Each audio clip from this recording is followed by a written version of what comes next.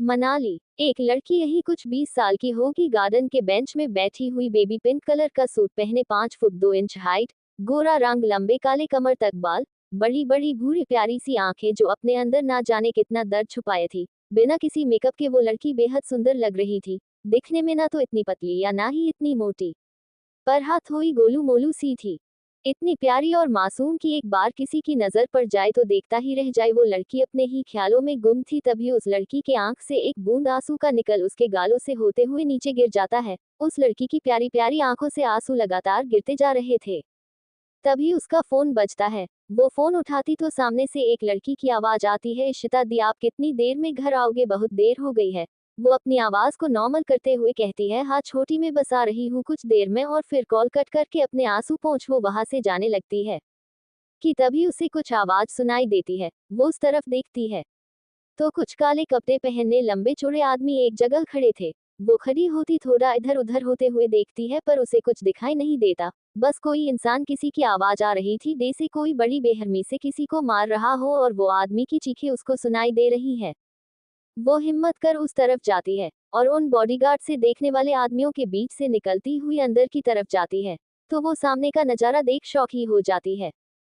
वो देखती है एक आदमी अपने घुटनों पर बैठा था, जिसकी हालत ठीक नहीं लग रही थी। वो किसी से रोते हुए माफी मांग रहा था। जब उस लड़की ने सामने देखा तो एक आदमी ब्लैक 3 पीस सूट में कार की बोनट पर किसी राजा की तरह बैठा था। उसके हाथ में एक गन पकड़े हुए है, जो वो पहले से ही आदमी की तरफ पॉइंट कर रखा था। उस लड़की ने जब ये देखा तो उसके मुंह से एक हल्की सी चीख निकल जाती है। किसी लड़की की चीख की आवाज सुन सभी की नजर उस तरफ घूम जाती है जहां वो लड़की खड़ी थी। सामने कार के बोनट पर बैठा हुआ एक 29 साल का लड़का, उसकी नीली आंखें जो इस वक्त लाल हो चुकी थी, हल्की दाढ़ी, मस्कुलर बॉडी, 6 फुट हाइट, चेहरे पर कोई एक्सप्रेशन नहीं। ब्लैक बिजनेस सूट में वो डेविलिश हैंडसम लग रहा था। उसने जब एक लड़की की चीख सुनी तो उस तरफ देखा, अपने सामने खड़ी छोटी सी लड़की को देख उसने अपनी खतरनाक नजरों से अपने बॉडीगार्ड्स की तरफ देखा। दे से पूछ रहा हो, ये बच्ची यहाँ कैसे आई? उसने अपनी डेंजरस वॉइस में पूछ ही लिया, ये बच्ची यहाँ कैसे आई? तुम लोग कुछ काम ठीक से नहीं कर सकते हो? एक पल के लिए तो उसके बॉडीगार्ड उसकी इतनी खतरनाक आवाज और नजरें देख डर जाते हैं, पर उनको भी मालूम नहीं चला कि ये लड़की कब कैसे उन सभी के बीच में से अंदर की तरफ आ गई थी। फिर उस लड़के ने अपनी लाल आंखों से उस लड़की की तरफ देखा जो सभी को नजरअंदाज कर उस नीचे बैठे आदमी की उठने में मदद कर रही थी। ये देख उसकी आंखें आग उगलने लगती है। वो अपनी खतरनाक आवाज में कहता है, लड़की ये क्या कर रही हो, और यहाँ क्या कर रही हो तुम?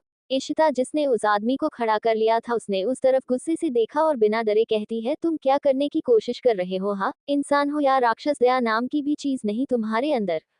उसके इतना कहते ही वहां का टेम्परेचर एकदम से गिर जाता है और माहौल एकदम से खतरनाक हो जाता है। वो लड़का जो कोई और नहीं, मुंबई शहर का मशहूर माफिया किंग अयान सिंघानिया था, जिसे सब उसकी क्रूअल्टी की वजह से जानते हैं। पूरे इंडिया में उसका सिक्का चलता है। और मुंबई का तो डे से मालिक था, किंग था वो मुंबई का। उसके सामने ऊंची आवाज तो दूर, लोग अपना मुंह खोलने की हिम्मत तक नहीं कर पाते थे। सभी जानते थे अयान सिंघानिया मतलब साक्षात मौत का देवता था। उसकी डिक्शनरी में दया तो कहीं थी ही नहीं। और ये छोटी सी लड़की बिना डरे उसके सामने ऊंची आवाज में बोलने की हिम्मत कर रही थी। सिर्फ इतना ही नहीं, उसको राक्षस तक बोल रही थी।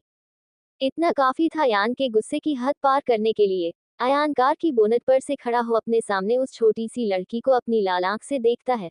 उसके साइड में खड़ा उसका राइट हैंड समीर उसको यूं खड़ा होता देख समझ जाता है कि ये सामने खड़ी लड़की के लिए अच्छा नहीं होने वाला है।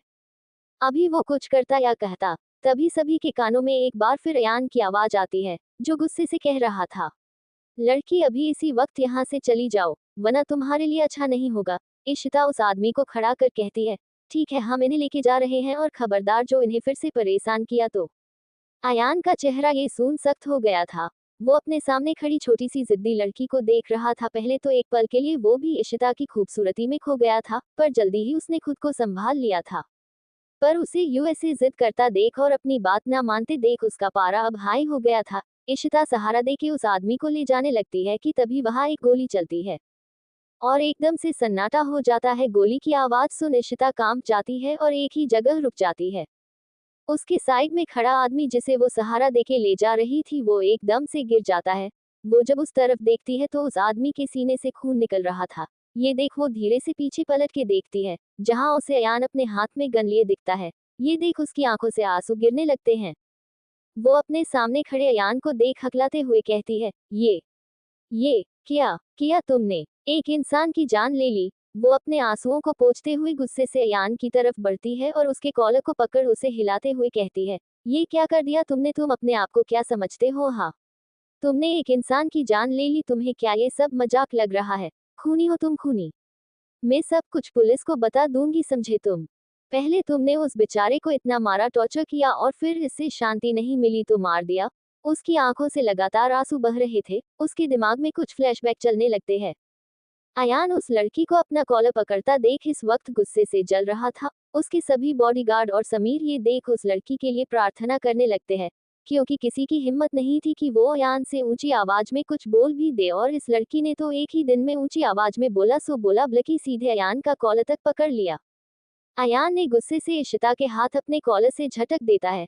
इशिता ऐसे झटकने से थोड़ा लड़खड़ा जाती है पर खुद को संभाल लेती है। वो गुस्से से अयान की तरफ देखती है। अयान भी अपने लाल आंखों से अपने सामने खड़ी लड़की को देख रहा था। वो इशिता की कलाई को कस के पकड़ उसके पीछे उसकी कमर से लगा मोड़ते हुए गुस्से से अपनी डेंजरस एंड कोल्ड वॉइस में थोड़ा सा झुक उसके कान में कहता है, जिसको बोलना बोल दो जाके, समझी तुम? लेकिन गलती से भी आज जो किया वो फिर से नहीं कर देना। इशिता को बहुत दर्द हो रहा था। वो झटपटाने लगती, उसकी पकड़ में उसे बहुत गुस्सा आ रहा था। अयान ने ऐसे ही अपनी बात पूरी की, उसने उसकी कलाई छोड़ी। इशिता ने अपनी कलाई सहलाती है और अयान जो इस वक्त इशिता के बहुत करीब खड़ा था, इशिता की खुशबू में खो गया था। इशिता अयान को धक्का देती है और तभी वहां एक थप्पड़ की आवाज गूंज जाती है। अयान का सर एक तरफ थोड़ा सा झुक जाता है। ये देख सभी बॉडीगार्ड शॉक हो जाते हैं। समीर तो मुंह खोले अपने सामने चल रहे इस सीन को देख रहा था। इशिता गुस्से से कहती, तुम्हारी हिम्मत कैसे हुई मुझे टच करने की और मेरे इतने करीब आने की? तुमने अभी एक आदमी को मेरे सामने मारा है, खूनी इंसान। घिन आती है मुझे तुमसे।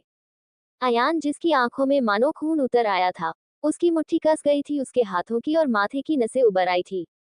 उसका पूरा चेहरा लाल हो चुका था, आंखें तो मानो आग उगल रही थी। वो एकदम से पलट बेहरमी से इशिता सर के पीछे से बाल पकड़ उसके चेहरे को अपने सामने करता है। इशिता उसके इस एक्शन से और उसके लाल चेहरे को देख एक पल को डर जाती है। अभी तक वो सिर्फ खतरनाक लग रहा था, पर इस वक्त वो सही में किसी राक्षस से कम नहीं लग रहा था।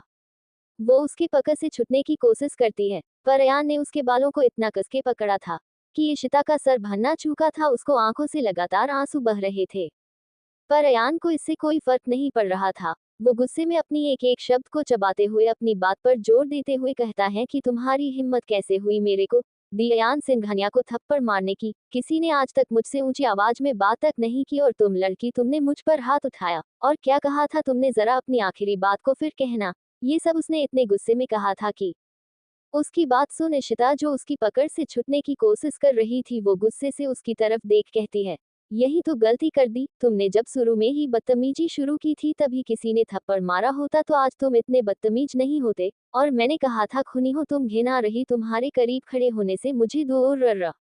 अभी उसने इतना ही कहा था कि उसके अपने होठों पर किसी के सख्त होठ महसूस होते हैं। वो अपनी आंखें बड़ी बड़ी कर सामने की तरफ देखती है, जहां सामने खड़ा राक्षस उसे बेहरमी से किस कर रहा था। हाँ, कह सकते हैं कि उसे किस की बजाय टच कर रहा था। अयान ने जब उसकी बात सुनी और जब उसने सुना कि सामने खड़ी लड़की को उससे घिन आ रही है, जहां लड़की उस पर मरती थी, सामने खड़ी लड़की को उससे घिन आ रही थी, पूरी बात सुन तो उसका गुस्सा पहले ही बढ़ गया था। और आखिरी की बात सुन उसके दिमाग की नसें फटने को थी गुस्से से। तभी उसकी नजर इशिता के हिलते हुए चेरी जैसे होठों पर पड़ती है और फिर ठहर जाती है। वो गुस्से में उसके होठों पर ही टूट पड़ता है। उसने आज से पहले किसी लड़की को अपने करीब भी नहीं आने दिया था। हाँ, कह सकते हैं उसे लड़कियां से नफरत थी। अपने सामने का नजरा देख बॉडीगार्ड और समीर को अब हार्ट अटैक आने वाला ही था। बॉडीगार्ड अपने बॉस को यूं किस करता देख एकदम पीछे पलट जाते हैं, और समीर, वो तो अब भी मुंह खोले अयान और उस लड़की को किस करते हुए देख रहा था। इशिता होश में अयान को अपने छोटे छोटे हाथों से मारने लगती है और धक्का देने लगती है, पर अयान पर तो इसका कोई असर ही नहीं हो रहा था। वो तो सब कुछ भूल गुस्से में अपने सामने खड़ी लड़की के होठों को खा रहा था।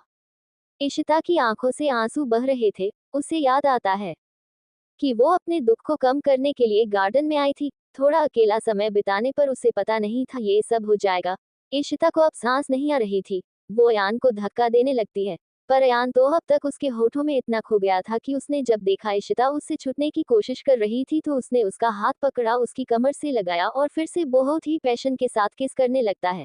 अब उसके मुंह में खून का स्वाद आ रहा था। अब तक इशिता की हालत खराब हो चुकी थी, पर तभी अयान उसके होठों को छोड़ दूर हो जाता है। इशिता लंबी लंबी सांसें लेने लगती है, जिसका कारण उसकी चेस्ट ऊपर नीचे होने लगती है।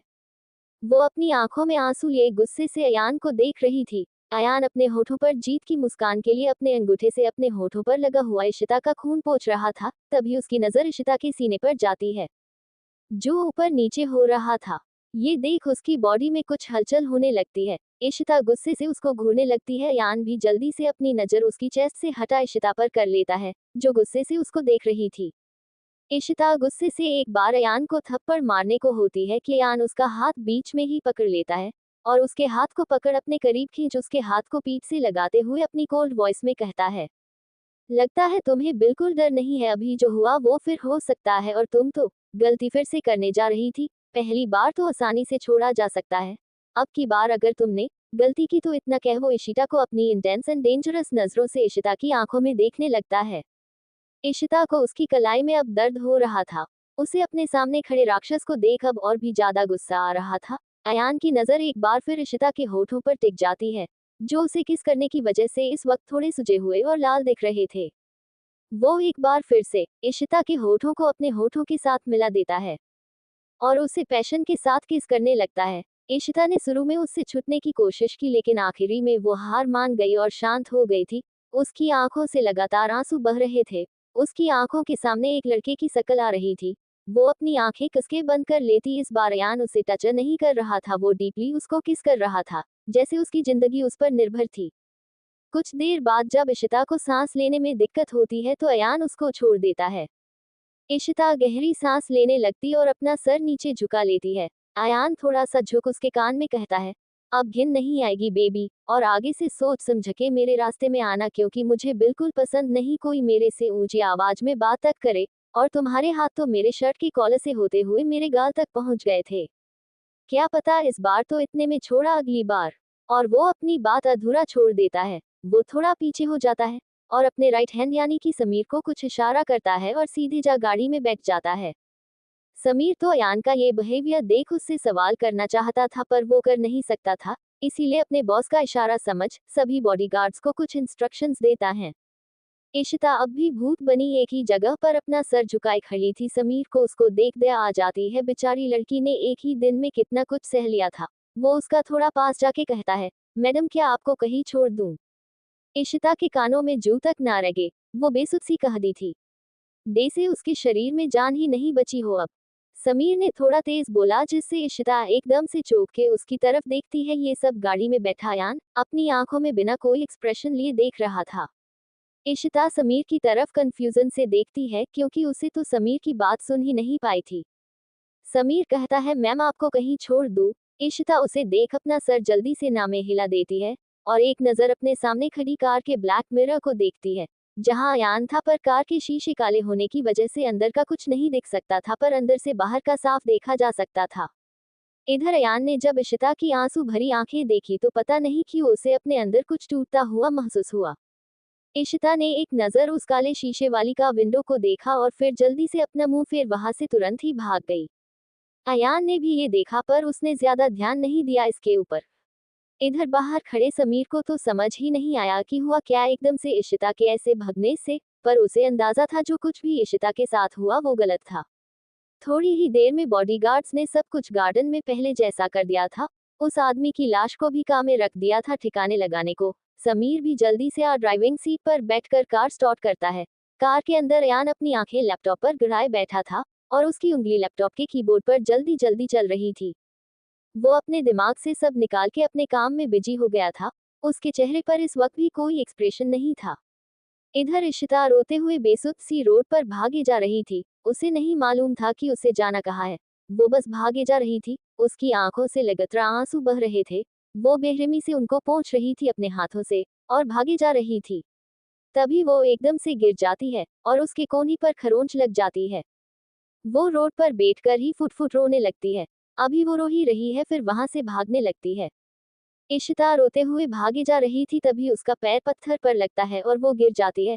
इस टाइम वो एक सुनसान जगह पर होती है। वो रोते रोते बेसुध सी कहाँ भाग के आ गई उसे खुद मालूम नहीं था। वो अपने आसपास देखती थी, उसे कुछ नहीं दिखता है सिवाय सुनसान सड़क के। वो अपने हाथ को देखती है तो उसकी कोहनी छिल गई थी और वहां से खून निकल रहा था। अभी भी उसकी आंखों से आंसू निकलना बंद नहीं हुए थे। उसे अपनी किस्मत पर रोना आ रहा था। तभी कुछ लड़के नशे में उधर से ही गुजर रहे थे। उन्होंने जब इशिता को गिरे देखा तो उसकी तरफ बढ़ गए। इशिता को अंदाजा हो गया था कि कोई उसके अलावा भी वहां है। उसने अपना नजर ऊपर कर देखा भी वो थोड़ा सा डर जाती है, क्योंकि उसके सामने 5 लड़के नशे में खड़े थे और देखने में भी वो आवारा से ही लग रहे थे। तभी उनमें से एक लड़का इशिता को देखकर कहता है, अरे बेबी डॉल, तुम्हें तो लग गई, आओ हम तुम्हें दवा लगा देते हैं। तभी दूसरा लड़का बोलता है, जाने मन तुम इस वक्त यहाँ पर अकेली, वो भी इस हालत में, आओ हम तुम्हें तुम्हारे घर तक छोड़ देते हैं। इशिता कहती है, इसकी जरूरत नहीं भैया, हम चले जाएंगे। तभी उसके मुंह से भैया सुने एक लड़का थोड़ा गुस्से में कहता है, ए हम कोई तेरे भैया नहीं है समझी, हाँ बनाना है तो सया बना ले, हम खुशी खुशी बन जाएंगे। और फिर वो एक गंदी हंसी हंसने लगता है। इशिता उसको ऐसे बोलता देख थोड़ी डर जाती है। एक तो वो अभी अपनी ठीक हालत में थी नहीं कि उन सभी के सामने खड़ी भी हो सके। तभी एक लड़का आगे आता है। उसको आगे आता देख इशिता पीछे जाने लगती है। वो कहती है, दूर दूर रहो, पास क्यों आ रहे हो, दूर। वो लड़का इशिता को पीछे होते देख कहते हैं, बेबी मैं तो तुम्हारी मदद के लिए आगे आ रहा हूँ, तुम पीछे कह जा रही हो। अभी वो पीछे हो रही थी कि एक लड़का उसके पीछे आके खड़ा हो जाता है। इशिता उससे टकरा जाती है। वो लड़का उसकी कलाई पकड़ लेता है। कलाई पकड़ने की वजह से इशिता की दर्द से चीख निकल जाती है, क्योंकि लड़के ने उसकी कलाई पकड़ी थी जो अयान ने 2 बार कसके पकड़ी थी और अभी भी इशिता को उसमें दर्द हो रहा था। इशिता उसकी की पकड़ से खुद को आजाद करवाते हुए कहती है, छोड़ो मुझे वरना अच्छा नहीं होगा। इशिता अपनी पूरी हिम्मत जुटाते हुए उस लड़के के प्राइवेट पार्ट में अपनी लात मार देती है। वो लड़का तुरंत ही उसे छोड़ अपने प्राइवेट पार्ट को पकड़ बैठ जाता है। उसको बहुत दर्द हो रहा था उस जगह, और इस मौके का फायदा उठा के इशिता उसकी पकड़ से छूट सीधे भागने लगती है। बाकी उस लड़के के दोस्त जो अभी तक इशिता की हालत देख हंस रहे द और मजे ले रहे थे, वो अपने दोस्त को दर्द में देख उसके पास जाते हैं। तभी वो नीचे गिरा हुआ लड़का कहता है कि तुम सभी यहाँ क्या कर रहे हो, जाओ जाके पकड़ो उस लड़की को, हाथ से निकलनी नहीं चाहिए साली कामिनी, उसे पता नहीं उसने किससे पंगा लिया है। इशिता भागते हुए एक मोड़ पर आ गई थी। अब तक उसकी हालत थोड़ी खराब होने लगी थी, पर वो ऐसे हिम्मत नहीं हार सकती थी। वो एक नजर पीछे देखती थी, उसे अब वो लड़के अपने पीछे आते हुए दिखते हैं। वो जल्दी से अपनी पूरी हिम्मत जोड़ मेन रोड की तरफ भागना शुरू कर देती है। तभी एक कारों का काफिला उधर से निकल रहा है। इशिता अभी भी पीछे देखते हुए भाग रही थी कि उसने सामने से आती हुई कार पर ध्यान ही नहीं दिया। वो तो पीछे देख रही थी। वो लड़के अब भी उसका पीछा कर रहे थे। तभी उसकी टक्कर हो जाती है आगे वाली कार से, और वो बेसूध सी रोड पर गिर जाती है। उसकी टक्कर थोड़ी तेज हुई थी, क्योंकि वो भी भागती हुई आ रही थी और सामने से आ रही कार की स्पीड भी ज्यादा थी। सामने कार को रुका देख पीछे की कार भी रुक जाती है। इधर इशिता के सर से खून निकलने लगता है, पर वो अपनी आंखें खोले रखने की कोशिश में लगी थी। उससे डर था कहीं वो लड़के उसे पकड़ ना ले और उसके साथ कुछ गलत ना कर दे। तभी उस कार का ड्राइवर निकल बाहर आता है और एक लड़की को सड़क पर बेहोश पड़ा देख और पीछे ही 4-5 लड़कों को देख वो थोड़ा बहुत तो समझ जाता है। वो पीछे वाली कार के पास जा उसकी खिड़की खटखटाता है। तभी उसकी कार का मिरर नीचे होती है और समीर पूछता है, क्या हुआ, कार क्यों रोक दी। तो एक कार काफिला किसी और का नहीं यान्ना की कास का ही था। वो बॉडीगार्ड कहता है, सर कार के सामने एक लड़की आ गई है अचानक से और उसका एक्सीडेंट हो गया। समीर बॉडीगार्ड की बात सुन पीछे देखता है। अयान ने उस पर बिना ध्यान दिए कहा, ये सब जल्दी साफ करो। समीर कार से उतर रोड की तरफ जाता है। अभी तक वो लड़के भाग चुके थे। समीर देखता उसको वो लड़की थोड़ी जानी पहचानी लग रही थी, क्योंकि इशिता का चेहरा उसके लंबे बालों ने ढक लिया था। समीर नीचे बैठ लड़की के चेहरे पर बाल हटा के देखता है तो शौक हो जाता, क्योंकि वो पहचान चुका था। ये तो वो लड़की थी जिसने उसके खड़ूस बॉस को थप्पड़ मारा था, वो इस हालत में और यहाँ। समीर जल्दी से कार की तरफ जा अयान के साइड का गेट खोलता। वो बॉस, बॉस, वो लड़की। अयान उसको हकलाते देख इरिटेटिंग वॉइस में कहता है, क्या है समीर, एक बॉडीगार्ड को कह दो वो उसे हॉस्पिटल छोड़ दे और चलो यहाँ से। समीर कहता है, बॉस वो लड़की वही है गार्डन वाली। ये सुन अयान के हाथ जो अभी लैपटॉप पर चल रहे थे वो कुछ पल को रुक जाते हैं। समीर एक और बार पूछते हुए कहता है, बॉस क्या करना है। उसको चोट लगी है और वो कुछ लड़कों से भाग रही थी, भागते भागते हमारी कार से टक्कर हो गई और ये एक्सीडेंट हो गया। अयान के हाथ गुस्से में कस गए थे, पता नहीं क्यों, पर उसे अच्छा नहीं लगा था ये सुन। वो समीर को बिना देखे कहता है, बॉडीगार्ड से कहो वो हॉस्पिटल ले जाए उसको और उसके घर पे इन्फॉर्म कर दे। फिर अयान अपनी डेंजरस वॉइस में कहा, उन लड़कों का पता लगाओ, वो सभी मुझे हेल मेंशन में चाहिए। समीर तो उसकी खतरनाक आवाज सुन थोड़ा घबरा जाता है। वो यस बॉस कह एक बॉडीगार्ड को इंस्ट्रक्शंस दे खुद दोबारा कार में बैठकर ड्राइव करने लगता है। कुछ बॉडीगार्ड इशिता को लेके हॉस्पिटल के लिए निकल जाते हैं। कुछ देर बाद वो सभी इशिता को एक बड़े हॉस्पिटल में जो सिंघानिया के अंडर ही आता था वहां एडमिट करवा दिया गया था और उसके फोन से उसके घर पे इन्फॉर्म कर दिया था। फिर वो लोग चले गए। अयान इस समय अपने विला में था। वो इस समय वीडियो कॉन्फ्रेंस के जरिए मीटिंग अटेंड कर रहा था। उसके दिमाग में अचानक ही अपनी और उस लड़की की किस याद आ जाती है। ना चाहते हुए भी इशिता का ख्याल उसे आने लगता है। दूसरी तरफ इशिता के परिवार से सिर्फ उसकी छोटी बहन भागती हुई हॉस्पिटल रिसेप्शन पर उसका रूम नंबर पूछती है। जब उसे इशिता का रूम नंबर पता चलता है तो वो भागते हुए बताए गए कमरे की तरफ चली जाती है। एक बॉडीगार्ड अब भी था क्योंकि समीर ने सभी को कहा था कि कोई एक तब तक उस लड़की के साथ रुके जब तक उसके घर से कोई फैमिली मेंबर नहीं आ जाता है। वो बॉडीगार्ड जब एक लड़की को वार्ड के अंदर जाता देखता है तो समझ जाता है कि यही उस एक्सीडेंट वाली लड़की की फैमिली से होगी। पलक इशिता की छोटी बहन पलक इशिता से 2 साल छोटी थी। वो वार्ड में अंदर जाती है और अपनी बहन को इस हालात में हॉस्पिटल बेड पर लेटा देख और उसकी चोट देख वो रोने लगती है। तभी उसने दरवाजा खटखटाने की आवाज आती है। वो देखी तो एक काले कपड़े पहना आदमी दरवाजे पर खड़ा था। वो उसको देख एक कंफ्यूज्ड लुक देती है जैसे पूछ रही हो भैया आप कौन। वो बॉडीगार्ड कहता था मैं ही इनको यहाँ लेके आया था। डॉक्टर ने कहा इन्हें ठीक से खाना खाया नहीं 2-3 दिन से और इतनी चोट नहीं आई सर में लगी है और बाकी थोड़ी बहुत चोट आई है। पलक उसकी बात सुन कहती है थैंक यू भैया अपनी मेरी बहन को हॉस्पिटल लाया और अभी तक यहाँ रुके रहे उसके लिए thank you so much. Bodyguard अपना सर हिला देता है। वो उसको दवाई का बता के डॉक्टर ने जो दवाइयाँ बोली थी वो टेबल पर रखी हुई है और फिर वो वहां से निकल जाता है। पलक भी बेट इशिता के उठने का इंतजार करने लगती है। थोड़ी देर में एक नर्स इशिता की ड्रिप चेंज करने लगी और पलक नर्स से इशिता की हालत पूछती है। नर्स कहती है अभी इनको इंजेक्शन दिया गया है इसलिए होश में नहीं है। इनको सुबह तक होश आ जाएगा और कुछ इंस्ट्रक्शंस देके वो ड्रिप चेंज कर चली जाती है। पलक एक बार फिर इशिता के करीब बैठ जाती है। उसकी भी बैठे बैठे आंख लग जाती है। सुबह का समय एक लड़का भाग के कॉरिडोर में आता है और सीधे ही इशिता के वार्ड का गेट खोलता है। गेट खुलने की आवाज सुन पलक की आंख खुल जाती है।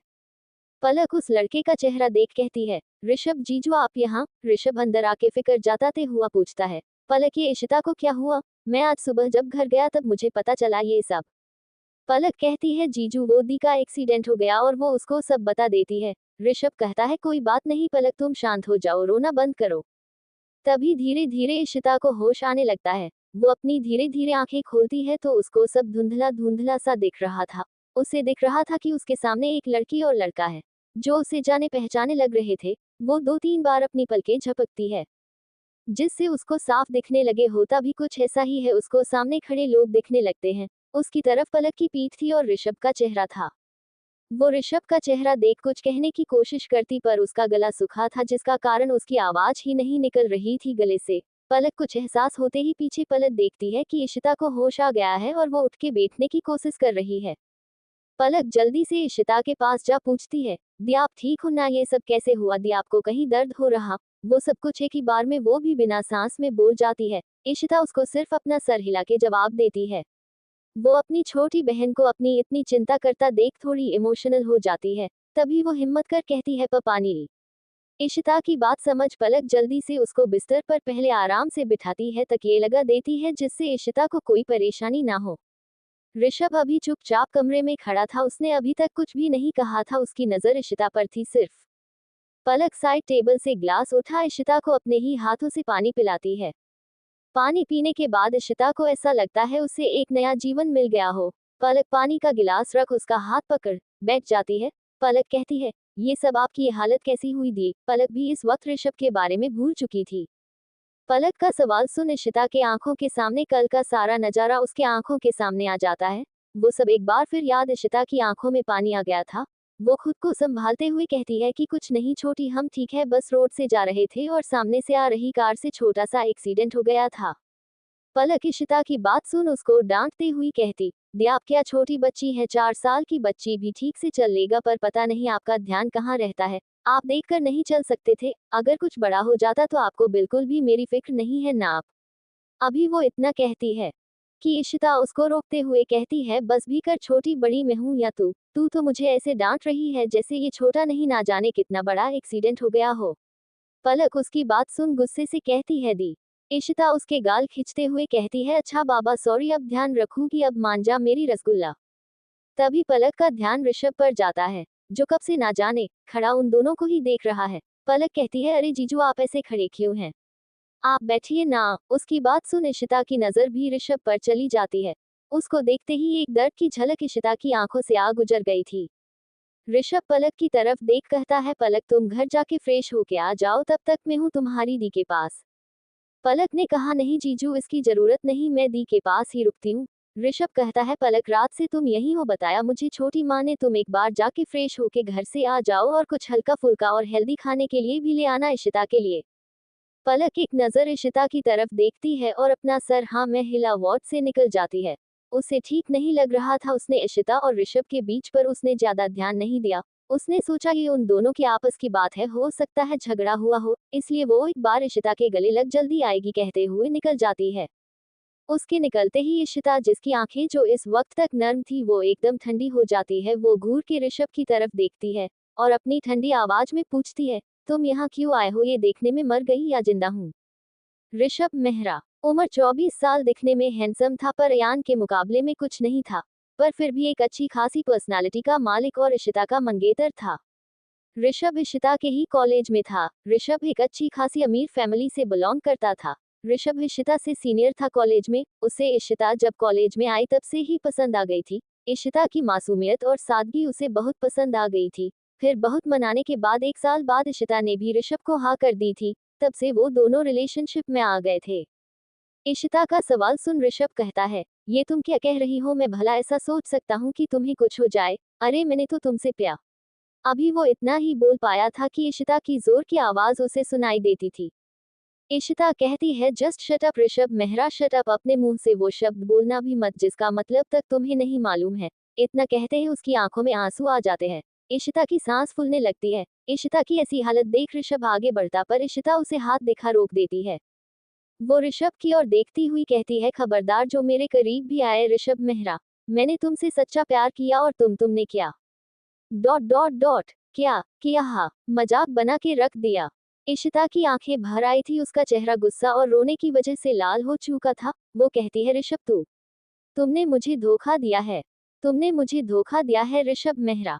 चले जाओ, मेरी जिंदगी से जाओ। ऋषभ उसको ये बोलता सुन कहता, इशू बेबी शांत हो जाओ, एक बार मेरी बात तो सुनो, मैंने जानबूझकर कुछ नहीं किया, गलतफहमी हुई है तुम्हें कोई, प्लीज बेबी मेरी बात सुनो। इशिता रोते हुए अचानक हंसने लगती है। ऋषभ इशिता को कंफ्यूज्ड लुक के साथ देख रहा था। उसे समझ ही नहीं आया अचानक इशिता रोते रोते हंसने क्यों लगी। वो इशिता से पूछता है, पहले ही इशिता हंसते हुए कहती है, तुमने मुझे पागल समझा है क्या? अरे मैंने तुम्हें बिस्तर पर उस हालत में देखा है, मुझे कहते हुए भी शर्म आ रही है। इशिता का एंड में गला एक बार फिर से भर आया पर उसने अपनी आंखों से एक भी आंसू गिरने नहीं दिया। ऋषभ आगे बढ़ा भी कुछ कहता उससे पहले ही इशिता गुस्से से अपनी लाल आंखों से उसकी तरफ देखती है। उसका ये रूप देख एक पल को ऋषभ भी घबरा जाता है। वो सोचता है कि वो बाद में इशिता को समझाएगा, अभी उसका यहाँ से जाना ही ठीक है, वरना कहीं इशिता उसको कुछ कर ना दे। फिर भी एक बार हिम्मत कर कहता है, बेबी, उसने इतना ही कहा था। इशिता गुस्से से कहती है, मुझे बेबी मत कहो, समझ आई बात? अगर एक बार और तुमने मुझे बेबी कहा तो तुम्हारे लिए अच्छा नहीं होगा मिस्टर मेहरा। ऋषभ को इशिता पहले वाली इशिता नहीं लग रही थी। ऋषभ कहता है, okay okay issue dot dot. उसने इतना ही कहा कि इशिता एक बार घूर कर उसको देखती है। ऋषभ कहता है, इशिता ओके शांत हो जाओ तुम। पलक के आने तक मैं यहाँ हूँ, बाय चांस डॉक्टर आए, मैं तुम्हें ऐसे अकेला छोड़ नहीं सकता। इशिता ने उसे कुछ जवाब नहीं दिया। तभी एक नर्स उस वक्त अंदर आती है। वो ऋषभ को बाहर इंतजार करने को कहती है क्योंकि उसे इशिता की ड्रेसिंग चेंज करनी थी। ऋषभ भी बाहर निकल जाता है। वो नर्स इशिता की ड्रेसिंग करती है और उसको कुछ मॉर्निंग की दवाइयाँ देती है जो इशिता को खाली पेट खानी थी। इशिता भी दवा खा के बिस्तर पर लेट जाती है। ऋषभ बाहर टेंशन में खुद से ही कहता है, अब इसको कैसे समझाया जाए? ऐसा लग रहा था कि इस बार वो मेरी कोई बात नहीं सुनेगी। कुछ सोच ऋषभ, कुछ सोच, तू इसे अपने हाथ से नहीं जाने दे सकता है। तभी वो देखता नर्स बाहर निकल रही है। वो अंदर जाके देखता इशिता बिस्तर पर लेटी हुई होती है अपनी आंखें बंद किए हुए। वो भी चुपचाप जाके बैठ जाता है। वार्ड में एक सोफा भी था। इधर दूसरी तरफ अयान जिम में पंचिंग बैग पर तेज तेज पंच किए जा रहा था। उसके चेहरे पर इस वक्त बहुत गुस्सा नजर आ रहा था। उसने अपने अपर बॉडी पर कुछ नहीं पहना था। इस वक्त वो बहुत हॉट लग रहा था। सुबह के समय अयान जिम में पंचिंग बैग पर अपना गुस्सा निकाल रहा था। अपर बॉडी पर उसने कुछ नहीं पहना था। इस वक्त वो बहुत सेक्सी लग रहा था। वो लगातार पंच किए जा रहा था। उसकी नकल से खून निकल रहा था पर मानो उसे कोई फर्क ही नहीं पड़ रहा हो। उसके बॉडी से पसीना बह रहा था। सर से होते हुए गर्दन, गर्दन से होते हुए उसकी ब्रॉड चेस्ट, फिर 8 पैक एब्स। उसने एक लोअर पहना था। इस वक्त उसकी आंखें गुस्से से बिल्कुल लाल थी। तभी उसका फोन रिंग करने लगता है। वो अभी भी बिना ध्यान दिए पंच ही कर रहा था। फोन रिंग होके कट हो गया पर उसने कोई जवाब नहीं दिया। कुछ ही देर में पंचिंग बैग उसका गुस्सा झेल नहीं पाता और वो फट जाता है। इसी के साथ अयान भी रुक जाता है। अयान सीधे जिम से बाहर निकल जाता है। वो सीधे अपने कमरे में आके वॉशरूम में चला जाता है। थोड़ी देर में वो अपने कमर पर एक तौलिया लपेटे बाहर आता है। उफ! अगर इस वक्त उसे किसी लड़की ने देख लिया तो पक्का अपना होश खो देगी, क्योंकि वो लग ही इतना डेविलिश हैंडसम और हॉट एंड सेक्सी रहा था। उसके बाल जिनसे पानी की बूंदें टपक रही थी, वो बूंदें उसकी बॉडी पर से होते हुए नीचे की तरफ जा रही थी। उसकी वेल मेंटेन्ड मस्कुलर बॉडी पर पानी की बूंदें इतना सेक्सी लुक दे रही थी कि पूछो ही मत, पर उसके चेहरे पर अब भी कोई भाव नहीं था। वो अपने क्लोजेट में जाता है और 3 पीस ब्लैक कलर का सूट पहन के बाहर आता है। बाहर मिरर के सामने खड़ा हो वो तैयार होता है। उसके चेहरे पर पूरे वक्त एक सेकंड को भी कोई इमोशन नहीं आए थे। तैयार होके वो एक्सप्रेशन लेस चेहरे से साथ बाहर निकल जाता है। दूसरी तरफ ऋषभ रूम में एक तरफ बैठा था। इशिता बिस्तर पर आंखें बंद किए हुई लेटी थी। थोड़ी ही देर में पलक आ जाती है। वो कमरे के अंदर आके देखती है, उसको कुछ गड़बड़ लगती है। फिर वो ऋषभ को देखती थी जो अपने फोन पर लगा था। वो अपनी बहन को देखती है तो उसे लगता है इशिता सो रही है। पलक अंदर अपने साथ लंच बॉक्स लेके आई थी, वो साइड टेबल पर रखती है। कुछ महसूस कर इशिता अपनी आंखें खोल पलक को देखती है। ऋषभ भी पलक को देखता है। पलक कहती थी, मुझे लगा आप सो रहे इसलिए सोचा बाद में जगह दूंगी, लेकिन चलो अब आप जगे हो तो जल्दी से ये दलिया में बना के लाई, ये खा लो, फिर दवा भी लेनी है। पलक इशिता को संभाल के बैठा देती है उसके पीछे और आसपास पिलोज को एडजस्ट कर देती है। तभी इशिता की नजर ऋषभ पर जाती है। वो घूर के गुस्से से ऋषभ को देखती है। ऋषभ भी शायद समझ जाता। ये चीज इस बार पलक से भी छुप न सकी थी, पर वो अभी चुप रही। उसने सोचा वो अकेले में इशिता से पूछ लेगी इस बारे में। ऋषभ खड़े हुए कहता है, अच्छा पलक में चलता हूँ। फिर इशिता की तरफ देखते हुए कहता है, ईशु अपना ध्यान रखना। फिर वो पलक की तरफ देख कहता है, पलक कोई भी जरूरी बात हो तो मुझे कॉल करना, मेरी अभी एक इम्पोर्टेंट मीटिंग है तो मैं चलता हूँ। पलक सिचुएशन समझे हुए हाँ में सर हिला देती है। ऋषभ इशिता की तरफ देखता है तो इशिता अपना मुंह फेर लेती उससे। ऋषभ भी उसे आखिरी नजर देख बाहर निकल जाता है। इशिता उसको जाता देख एक चैन की सांस लेती है। उससे ऋषभ के सामने अब कंफर्टेबल नहीं हो रही थी। पलक उसकी तरफ देख कहती, दी आपकी क्या लड़ाई हुई जीजू से? पलक का सवाल सुन इशिता पलक की तरफ देखती है। पलक उसे ही देख रही थी। पलक इशिता की आंखों में देखकर जानने की कोशिश कर रही थी, पर इशिता पलक से नजर हटा लेती है। वो कहती है, नहीं छोटी, ऐसा कुछ नहीं है। पलक कहती है, आप कुछ छुपा रहे हो, बताओ मेरे को, क्या जीजू ने आपसे कुछ कहा है? इशिता बात बदलते हुए कहती है, ऐसा कुछ नहीं है छोटी, और मुझे बहुत भूख लगी, तू जल्दी से मुझे दलिया दे, फिर दवाइयाँ भी तो खानी है। पलक समझ चुकी थी कि इशिता कुछ छुपा रही है और वो उसको ये नहीं बताएगी। उसने भी सोचा कि वो बाद में पूछ लेगी, और उसने उस समय कुछ सवाल नहीं किया। अपनी दी से उसने साइड टेबल से लंच बॉक्स उठाया और इशिता को खिलाने लगती है, क्योंकि इशिता के हाथ में लगी थी और फिर उसके हाथ में ड्रिप भी लगी हुई थी। वो खुद से नहीं खा सकती थी, इसलिए पलक उसे अपने हाथों से खिला रही थी। इशिता अपनी छोटी बहन की इतनी ज्यादा केयर देख थोड़ी सी इमोशनल हो जाती है। ऐसे ही इशिता को हॉस्पिटल में 2 दिन कैसे निकल जाते पता ही नहीं चलता है। 2 दिन बाद एक डॉक्टर इशिता को चेक करता है और सब कुछ नॉर्मल देख वो इशिता को डिस्चार्ज कर देता है। पलक को जरूरी बातों का ख्याल रखने का बोल डॉक्टर वहां से चला जाता है। 2 दिन में पलक ने काफी कुछ बदलाव इशिता में नोटिस किया था। इशिता भले ही सभी के साथ कैसी भी रहे, पर पलक के साथ हमेशा खुश रहती थी और पलक से बातें भी करती थी। और इन 2-3 दिन में जब से उसका एक्सीडेंट हुआ तब से लेके अब तक इशिता बहुत शांत और उदास सी हो गई थी। पलक से भी उसकी उदासी छुप ना सकी थी। पर पलक जब भी इशिता से जानने की कोशिश करती, इशिता हमेशा ही टॉपिक को चेंज कर देती थी। पलक ने भी फिर ज्यादा फोर्स नहीं किया, क्योंकि डॉक्टर ने ज्यादा स्ट्रेस देने को मना किया था। अभी पलक इशिता को उसके कपड़े देके उसे बदलाव करने का बोल खुद बाहर औपचारिकताएं पूरी करने को चली जाती है। दूसरी तरफ एक बड़ी सी ऑफिस बिल्डिंग के मीटिंग रूम के अंदर माहौल कुछ ठीक नहीं लग रहा था।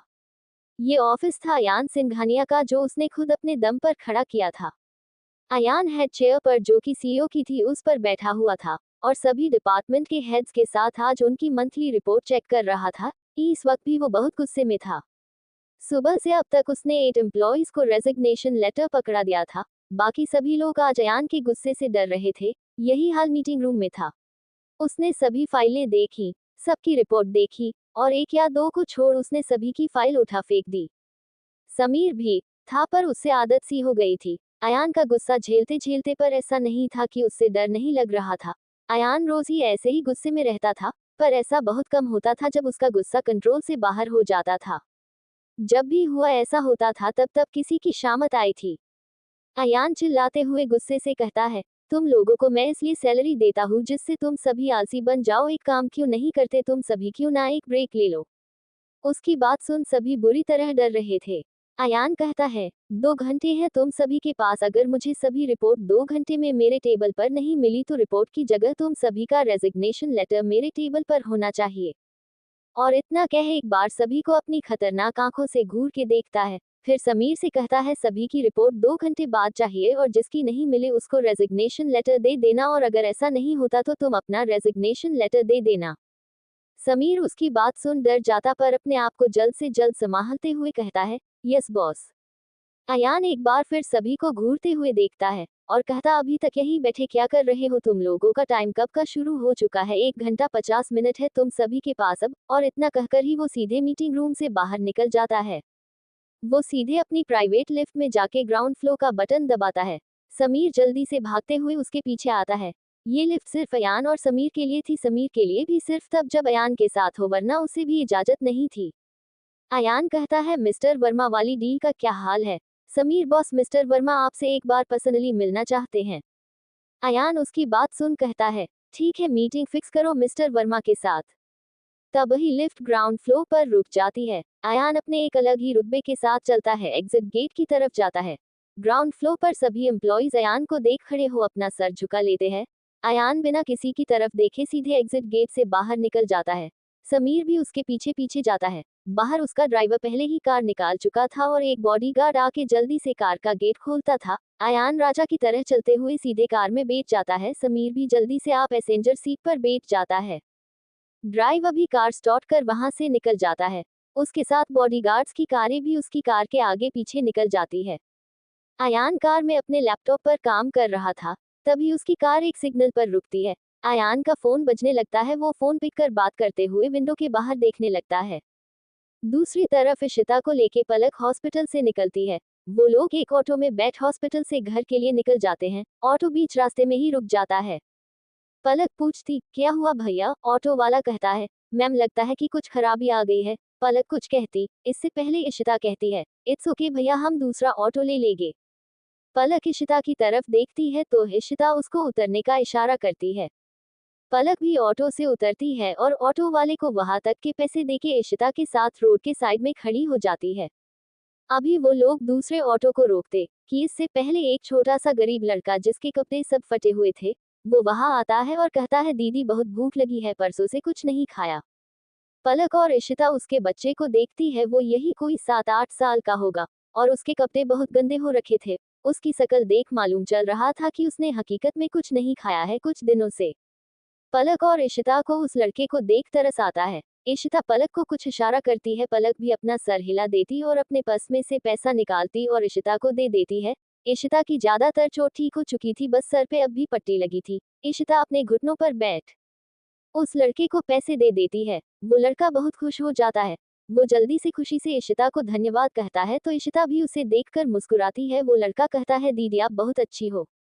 इशिता उसकी बात सुन मुस्कुराती है। तभी पलक अपने पर्स में से एक छोटी सी चॉकलेट निकालती है, उस लड़के की तरफ बढ़ा देती है। वो लड़का चॉकलेट को अपनी चमकती हुई आंखों से देखता है और कहता है, दीदी ये मेरे लिए। पलक मुस्कुराते हुए कहती है, छोटू ये चॉकलेट तुम्हारे लिए ही है। वो बच्चा मुस्कुराता हुआ कहता है, धन्यवाद दीदी, आप भी बहुत अच्छे हो, आप दोनों एंजल हो। पलक और इशिता उसको इतना खुश देख खुद भी खुश हो जाती है। इशिता कहती है, बेटा आपके मम्मी पापा कहाँ हैं। वो उदास हो जाता है और कुछ नहीं कहता। इशिता उसको देख कुछ नहीं कहती, वो बात बदलते हुए कहती है, बेटा तुम इन पैसों से खाना खा लेना, ठीक है अब हम चलते हैं, फिर आएंगे तुमसे मिलने और इस बार मैं खुद अपने हाथों से तुम्हारे लिए खाना लेके आऊंगी। वो लड़का खुश हो जाता और खुशी से कहता है, दीदी मैं आपको गले लगा सकता हूँ, और फिर वो खुद को देखने लगता है और उदास हो जाता है।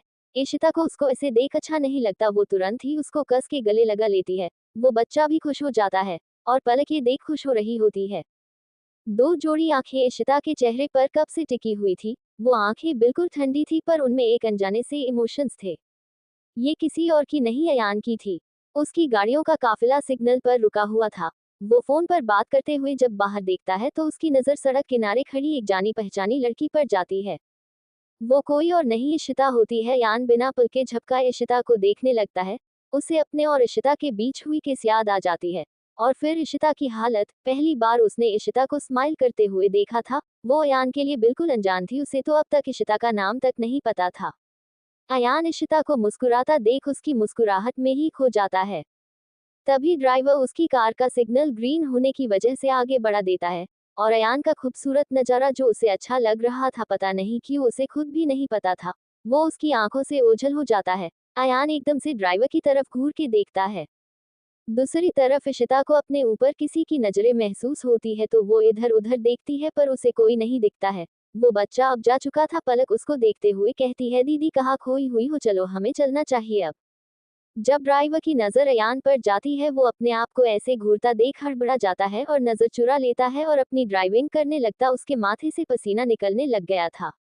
अयान ने अपना सर झटका, उसे पता नहीं क्या हुआ था। आज सुबह भी उसके सामने उस लड़की का आंसू भरा चेहरा सामने आ गया था, जिस वजह से उसे गुस्सा आ रहा था। फिर वो उस लड़के के पास भी गया था जिसने उसे दिन इशिता को छूने की कोशिश की थी, जिसकी वजह से उसकी बॉडीगार्ड की गाड़ी से टकरा गई थी। उसने बहुत ही बेरहमी से उन सभी को टच किया था और फिर उन सभी को मौत के घाट उतार दिया था। इधर इशिता और पलक दूसरे ऑटो में बैठ जाती और अपने घर की तरफ निकल पड़ती। कुछ देर में एक बड़े से घर के सामने ऑटो रुकता है। इशिता और पलक उतरती है ऑटो से। पलक पैसे देती है और इशिता को लेके अंदर की ओर चली जाती है। इशिता को अजीब लग रहा था, पता नहीं क्यों। उसे ठीक नहीं लग रहा था, अब ऐसा लग रहा था जैसे कि कुछ बुरा होने वाला था। वो और पलक घर में कदम रखती है तो अभी दोपहर का टाइम हो रहा था। हॉल में कोई नहीं था, बस नौकर काम कर रहे थे अपना अपना। वो दोनों अंदर आती है तो दिखता कि एक बूढ़ी औरत सोफे पर बैठी हुई है। तभी उस औरत की नजर पलक और इशिता पर जाती है। वो इशिता और पलक की तरफ देखती हुई कहती है, लो आ गई महारानी, और तुझे इशिता की तरफ पॉइंट करते हुए कहती है, तेरा तो एक्सीडेंट हुआ था लड़की, पर तू तो बिल्कुल ठीक लग रही है, 2 दिन में ठीक भी हो गई। इशिता ने अपना सर नीचे झुका लिया। तभी उसके कान में एक बार फिर उस बूढ़ी औरत की बात पड़ती। एक्सीडेंट हुआ भी था या बस बहाना था? अच्छा होता तू मनहूस उसी एक्सीडेंट में मर जाती। पलक को गुस्सा आने लगा था, वो कुछ कहने को होती थी कि इशिता उसका हाथ पकड़ लेती है। ये बूढ़ी औरत कोई और नहीं इशिता और पलक की दादी होती है, जो कि कैसी है इसका अंदाजा तो हो ही गया होगा। अपनी दादी की बात सुन उसकी आंखें भर आती है। पलक अपना गुस्सा शांत करते हुए कहती है कि दादी दी का सच में एक्सीडेंट हुआ था, वो नाटक नहीं कर रही थी और आपको इतना बड़ा बैंडेज नहीं दिख रहा उनके सर पर। दादी जी पलक की बात सुन मुंह सिकुड़ते हुए कहती है, लड़की तू तो चुप रह, हाय बड़ी दीदी की चमची, और इतनी सी चोट के लिए ये 3 दिन एडमिट रही है। पलक और कुछ कहती या गुस्से में आगे और कुछ जवाब देती कि तभी इशिता उसका हाथ पकड़ लेती और वो उसको आगे बोलने से रोक लेती है। पलक शांत होते हुए कहती है, दी आप कमरे में चलो, डॉक्टर ने आपको आराम करने के लिए कहा है। दादी ताना मारते हुए कहती है कि वैसे वो कौन सा काम करती है, अब तो जो थोड़ा बहुत करती थी उसमें भी उसको बहाना मिल गया। और इतना कह उन दोनों को देख मुंह फेर लेती है। पलक को गुस्सा तो बहुत आ रहा था, वो जवाब भी देना चाहती थी पर इशिता की वजह से रुकी हुई थी। वो कुछ नहीं कहती, चुपचाप से इशिता को लेके रूम की तरफ आ जाती है। पलक इशिता को रूम में लाके बेड पर बैठाती है। ये कमरा इतना ज्यादा बड़ा नहीं था पर हाँ इतना छोटा भी नहीं था। बीच में एक बेड था, बेड के साइड में साइड टेबल रखी हुई थी। पलक कहती है, दी आप तब तक फ्रेश हो जाओ, तब तक मैं आपके लिए कुछ खाने का लाती हूँ, फिर आप कुछ खाकर अपनी मेडिसिन ले लेना। पलक बाहर जाने लगती है कि इशिता कहती है, छोटी तुझे किसी से कुछ कहने की जरूरत नहीं है और लड़ने की भी कोई जरूरत नहीं है, प्लीज मुझे अभी कोई कलेश नहीं चाहिए। पलक उसकी तरफ देखती है और अपना सर हिला के रूम से बाहर निकल जाती है। इशिता एक नजर अपने प्यारे रूम को देखती, ये रूम उसका और पलक का था। वो उसके बाद फ्रेश होने के लिए वॉशरूम में चली जाती। थोड़ी ही देर में वो बाहर आती है चेंज करके। इस वक्त उसने एक कुर्ती और प्लाजो पहना हुआ था। वो आके बिस्तर पर बैठती है और हेडरेस्ट से अपना सर टीका अपनी आंखें बंद कर लेती है और उसकी लाइफ में पिछले कुछ दिनों में क्या कुछ नहीं हुआ, कैसे एकदम से उसकी लाइफ में 360 डिग्री का टर्न ले लिया है, कैसे उसने जिससे प्यार किया उसने ही उसे। फिर वो गार्डन वाला हादसा, तभी उस घटना को याद कर अब भी उसकी पूरी बॉडी के रोगट खड़े हो गए थे। उसकी आंखों के सामने अयान की गुस्से वाली लाल आंखें आ गई थी। उसने झट से अपनी आंखें खोल दी थी तभी